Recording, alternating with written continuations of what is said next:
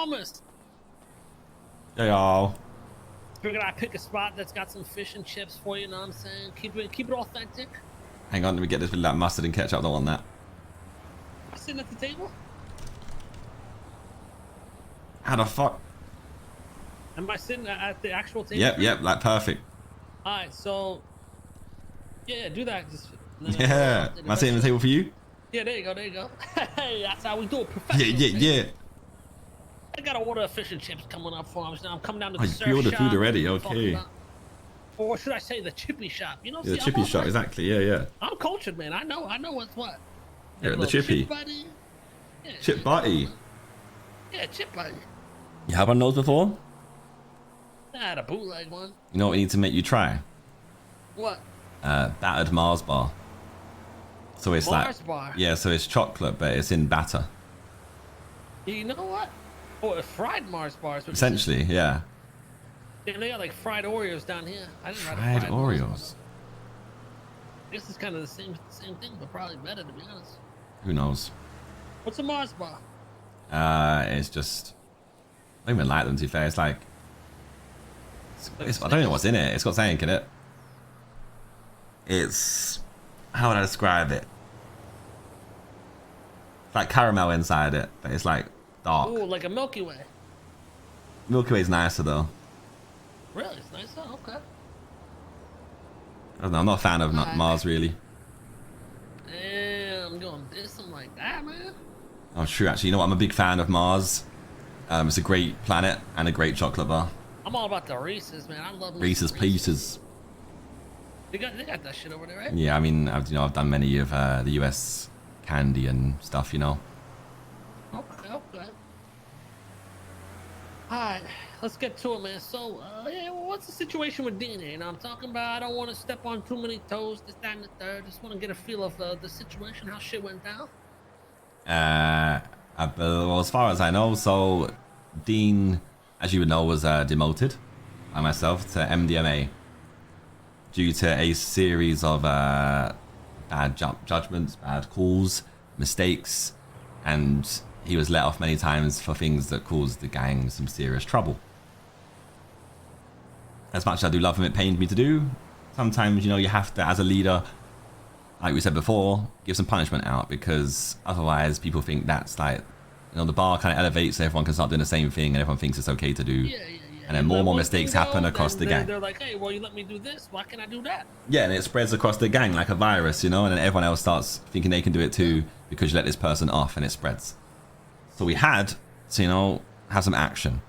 And I gave him the chance to kind of be remorseful for things that he did, and to almost apologize, or just give his side of the things, but then also understand our side. But instead he came in an attitude of his side was right and don't give a fuck.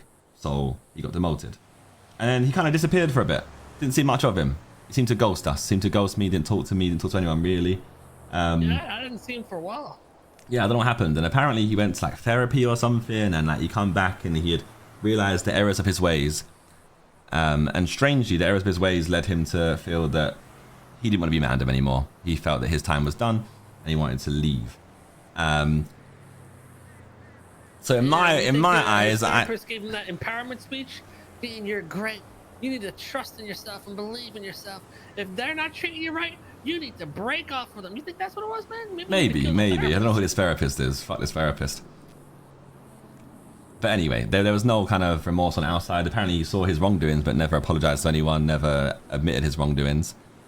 He left the gang without discussing with me or anyone of, I don't know, I guess he spoke to 2IC and 3IC, but he didn't wait to talk to me. He'd already left and done everything before I even got to speak to him. I was the last to find out.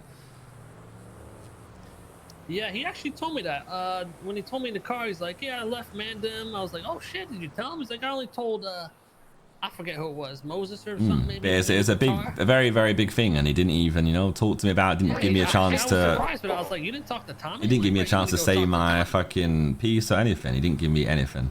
And considering, like, me and him, like, he's been by my side since early days of Mandem, when there was only, like, a very small handful of us. So he's been, like, a part of, like, the legacy and everything we've tried to build so far. So to see him, like, turn his back on it, obviously, it's not nice to see. But at least he's feeling very kind of angry, but then also, I don't know. It's like it opened my eyes to who maybe he really is. It showed his true colors. Because he always says he's ride or die for the gang, for the family, right? But he just turned his back on us as soon as like times got remotely hard with him, right? He goes MDMA. All of a sudden, things aren't as sweet as they used to be. He can't be seen as MDMA. He can't be seen below certain people in the gang. Times are tough. He has to prove himself again to earn his place back in the gang and earn his right to do things, right? Yeah, I understand that. You know, you're gonna run your gang how you want to run your gang. He may have felt disrespected, but you know, that was your decision. But he wasn't willing to do anything to try and rectify that. Didn't even attempt one thing. And from there, he just turned his back on us and said, you know what, fuck it. Well, I ain't gonna be part of this no more. To the point of like, you know, I don't even get to find out first, or then he gets to talk to me about it and at least tell me how he feels first, and then we can discuss it, and it could be a bit more amicable in how he leaves. And obviously, he's left in a way that isn't like everyone hates him, but he's turned his back on us. That's the key thing. Alright, so there's no like real beef with this stuff, man. It's a little iffy, you know what I mean? Yeah, it's more a case of, yeah, like how do you be family with someone who just said like, "We'll see you later"? You plan on doing any maybe retaliation, punishment, or you know, No, out not worth my time. It's not what we do either.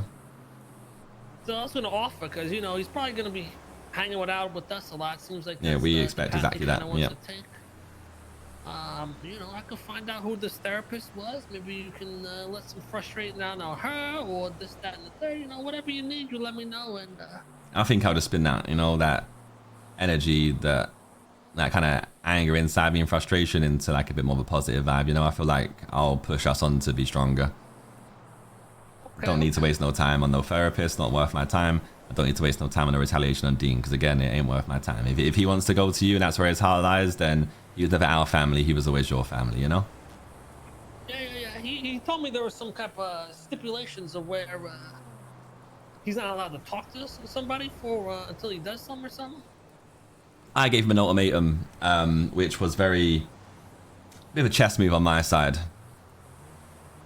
I gave him some stipulations of ways that he could talk to the boys, because that was one thing he begged me for. He said, like, please let me be able to talk to you and the boys like, as family still.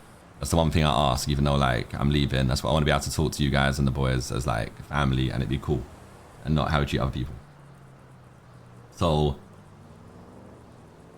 I gave him some stipulations that would prove where his real intentions lied, what he really valued. Did he value what he was asking for, or did he value himself and his own gains more? And he showed his true colors in that stipulation. So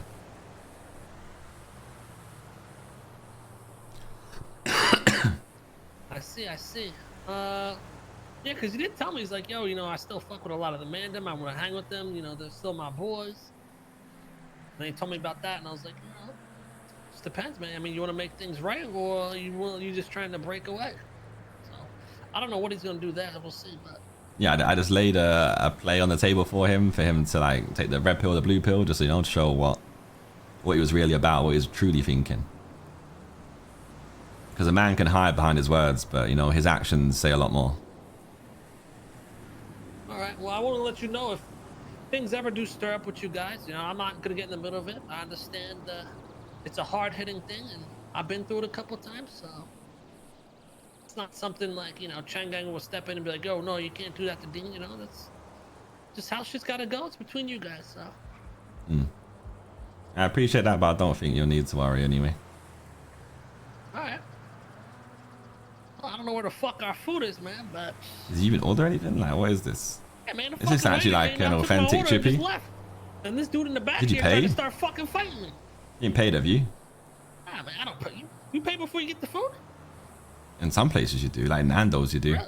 Oh yeah, if you grab it and sit down, but. In Nando's you go up and order, and then you sit down, and then it comes to you. Yeah. Nando's, that sounds familiar. I think I heard Randy talking about that shit. Yeah. Fried chicken? It's not fried, no. It's normal chicken. Yeah, it's chicken with sauce basically. It's just like seasoned chicken, and it comes in a scale of like you can go for very tame, or you can go for hot, you talking yeah, about? you can go like medium hot, extra hot, extra hot. Oh Damn, all the Or different chicken spots flavorings. here are usually fried chicken. Yeah, it's not fried. Chicken, baby. It doesn't be fried. Okay, okay. There's a great spot in the UK for fried chicken though. Oh, I love some fried chicken. Yeah, you know when you go down any when you go down any road in London, you know, just look on the sides, and you'll see some fried chicken places. I'm Bang. gonna scoop that shit up, man. All right, well, I appreciate the talk. I mean, if you need anything from me, you let me know. Vice versa. We'll do. I appreciate you, man. Later. We're gonna walk the same way now, aren't we? Send me up, Yep. What the fuck Alright. did I drive down there? Oh, man. Later.